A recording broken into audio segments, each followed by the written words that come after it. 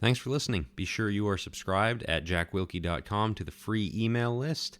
And if you'd like to support the work I do with these articles, the videos, the Think Deeper podcast, and my forthcoming books, you can become a supporting subscriber there as well, jackwilkie.co/subscribe, and grab 4 ebooks as a token of my thanks. The Problem with Fellowship Issues, November 19th, 2025. Years ago, in what may have been the Church of Christ's biggest viral video, Rick Astley set out some chairs and took a swing at some sacred cows in the process.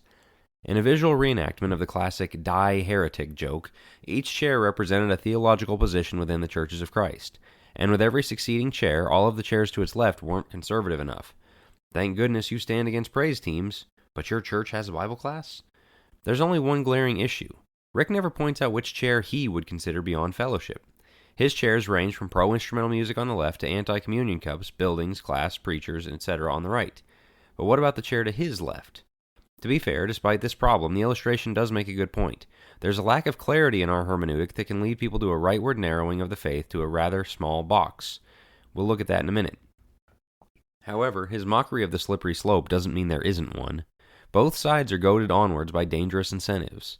On the progressive end, the leftward drift is all about who will accept the most fastest. For example, let's say a church decides, quote, in the name of loving and including our women, we'll let them co-teach small groups with their husbands. It's not like they're preaching or anything, end quote. That sets you a couple years away from somebody pointing out that, while that move was loving toward the women, they still aren't being loved and included enough. Co-teaching isn't enough. We need women heading up ministries and teaching classes for both men and women. But guess what? We've still yet to become inclusive enough. And now the most loving faction of the church is ready to throw some weight around and point out the hypocrisy of the rest. Yep, it's time for a woman preacher. There's a one-upmanship in progressivism that creates a race to be the nicest, most loving in the church by being the most open to tearing down doctrinal walls. But as Ashley pointed out, the conservative wing is not immune to this same one-upmanship. The only difference is the incentive. Rather than trying to win the blue ribbon for being the most inclusive, the hyper-conservative's honor is to be the most exclusive. The non-institutionalism he pointed to in the illustration isn't the only manifestation of this impulse. In fact, it's often seen in an attempt to eliminate all gray areas in matters of opinion. Romans 14 might as well not exist in this rightward competition. Anybody who says eschatology, alcohol, celebrating holidays, and a number of other topics are up for debate, and Christians can allow for disagreement on them, that's a dangerous heretic. They might not even practice anything different than me, but if they allow somebody to take a different stand, they're not sound. Give me a break. In the give me the list of do's and don'ts hermeneutic, it makes sense that appeals to wisdom and allowance for disagreement would be a grave threat. The whole system comes toppling down if you realize the Bible gives a fairly short list of essentials and leaves a whole other realm of Christianity to wisdom and maturity. Thus the rightward drift to be the holiest, the guy who has eliminated all need for wisdom. This incentivizes young preachers not to be the best personal workers or the best Bible students, but to be the best rule enforcers and heresy hunters. The way to a cushy lectureship spot is to zero in on doctrinal hot buttons and taking a scalp or two from brothers who dare disagree along the way. Does this seem like a good idea to you? Neither side has any brakes and both cars are heading toward cliffs. The leftward edge will coddle itching ears and accommodate the world to the point of allowing anything because they sure don't want to be unloving. The right will draw an ever-tightening circle to the point that nobody but a few buddies are pure enough to be saved because you can't possibly be sound if you allow that you might be wrong about something. The left will eventually eliminate the notion of fellowship issues, and the right will tag so many things fellowship issues that there will be no fellowship left to be had. There has to be a balance here. I'll float my proposed solution. If you have a better one, I'm genuinely open to hearing it. As I see it, there's really only one way to balance these incentives, and that's to make clear what you or we consider to be the essentials. Everybody needs to know the non-negotiables of what constitutes a Christian. Then figure out the essentials that establish lines of church fellowship.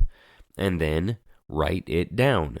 Yes, I'm a serious advocate of churches writing down their beliefs of what is non-negotiable and what will be taught in their congregation. Don't call it a creed or a confession if those terms make you uncomfortable. I don't care. But until we write it down, the left side can keep pulling requirements away and the right side can keep piling them on. If we were to write it down, it would cause us to do two things. First, it would cause us to figure out what is non-negotiable. As we've seen from the progressives in their leftward swim, their unwritten list gets smaller and smaller. It should be no surprise when we see the pictures of churches with rainbow flags out front. It was merely a matter of time when your number one rule is keeping the peace and not hurting feelings rather than conforming to the word. Unless you have the non-negotiables firmly in place, compromise is inevitable. Every time you see one of those progressive churches bend the knee to the culture again, realize it's because there are no breaks in place. They get to make it up as they go. Second, it would cause us to think through just how much importance we're placing on one disagreement. If your list of non-negotiables is a mile long and ends up as, everybody has to agree with me on every issue or they might not be saved, it would probably cause you to rethink some things. In other words, this makes us bring Matthew 7:2 into the equation. If I'm going to base fellowship on a standard of perfection in all primary, secondary, and tertiary issues, I had better not be wrong about a single thing. If I'm going to accuse people of teaching false doctrine because they don't agree with me on alcohol or Christmas, the false doctrine measuring stick I'll be subjected to is going to be awfully daunting. And cutting off fellowship, damaging friendships, uninviting people from church events and the like, all over the minor 1% you disagree on, is a dangerous road to travel. But creeds are just written by men and don't have any authority. I don't know, the unwritten creed that has been used to hurt me, my friends, and countless others sure seem to carry some authority. Friendships and brotherly relationships lost at the drop of a hat. Word on the street says another brother is going through his round of cancellation right now for preaching his view to the wrong room of people. When I broke the taboo, I had no way of knowing the issue I touched on was enough for people to withdraw from me. How could I? It's not written anywhere. And even worse than the damaged relationships, another result of all this is fear of discussion.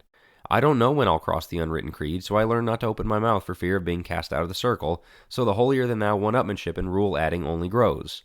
How about we start writing down which chairs are okay and which ones aren't? How about, before we decide what is enough to kick somebody out of heaven, we get some wisdom and agreement on the matter and let people know before they cross the line? Agree? Disagree?